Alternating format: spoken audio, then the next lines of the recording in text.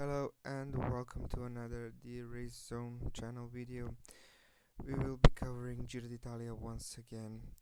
First, let's recap the second stage where I had a bad miss with Mats Pedersen. My prediction was that he's going to win this stage. However, he was held up by a crash that was caused probably by Caden Groves that decimated the field.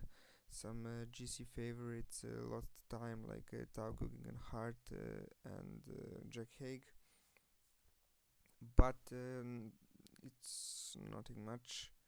Some 19 seconds, I think, yes.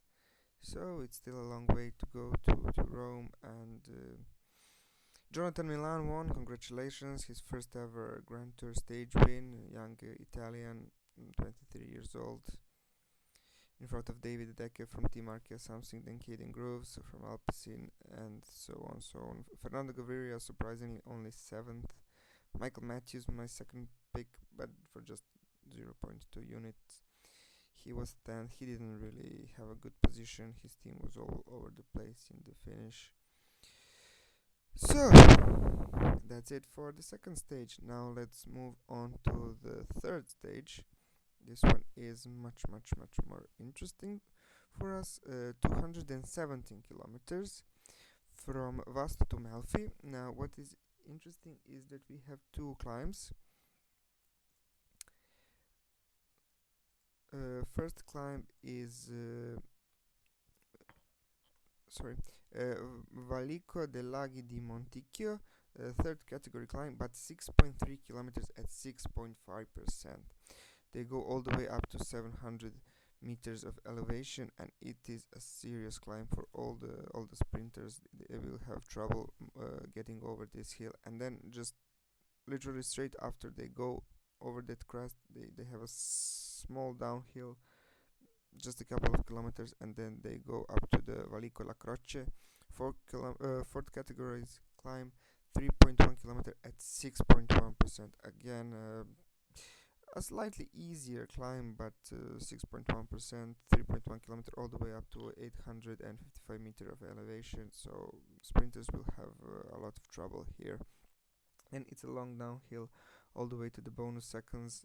That can be very interesting. Maybe we will see Roglic, Remco, and Co sprinting for those bonus seconds, and then they go all the way to Melfi, to finish line. But what is interesting is that we see here the last 3.75 kilometers. So we have a small climb, 3.2% from 2 kilometers from the finish, and then a slightly downhill, then flat, and then just a small kick in the end of 5%. So what is interesting is that tomorrow in Melfi it is going to rain. You see 1.7 millimeters of rain at around 3 o'clock, then at 4, then at 5. So it will be really wet, and that's why my pick for tomorrow is once again Mats Pedersen to win. Now I know 2.5 is probably too low for Mats Pedersen here. Maybe it should be like 2.9, 2.8, but he's a great climber. We saw him in Ronde van Vlaanderen. He was in the front group. He outsprinted the group in the end for third place, behind Pogacar and Van der Poel. So he has to be the clear favorite for tomorrow. If nothing unexpected happens, he will for sure be in the top 3, I think. But he's a favorite to win. Michael Matthews is second favorite at 6.5.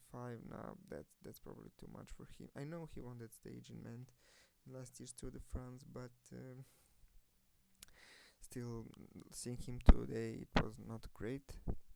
Then Caden Groves, he said he was preparing for these kind of finishes, but I'm not still certain about his form. He was third today, so good sprinting chances. Maybe he can be third, but top 3. Jonathan Milan also top 3. Now Jonathan Milan is a great climber.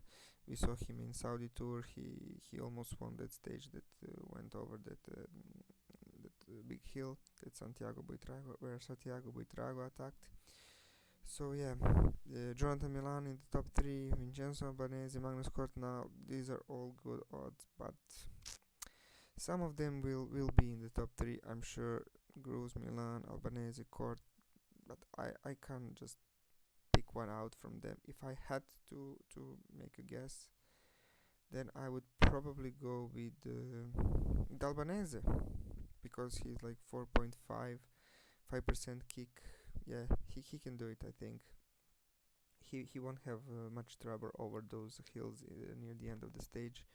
So Vincenzo Albanese top 3 for half a unit, and Mats Pedersen to win this stage 2.5. We know that he's incredible in rain. He won the world championships in rain in Harrogate in 2019. Then we saw him in Ronde van Vlaanderen and Tour de France whenever it rains. He's in Paris-Roubaix he's amazing, and he has to be the clear favorite. 2.5, maybe a bit low, but for Mats Pedersen, I think he can do it. Track is really strong. They will control the brake all day. They won't make mistake like yesterday or today in today's stage, where they got caught up by a crash which wasn't their fault. They need to move more to the front tomorrow, because after that two climbs, I think the group will be much smaller than today, and there will be less potential for crashes. So 1 unit on Mats Pedersen, half a unit on Vincenzo Albanese. Thank you all for watching. Like, share, subscribe, comment, and thank you for watching. I hope to see you in the next video.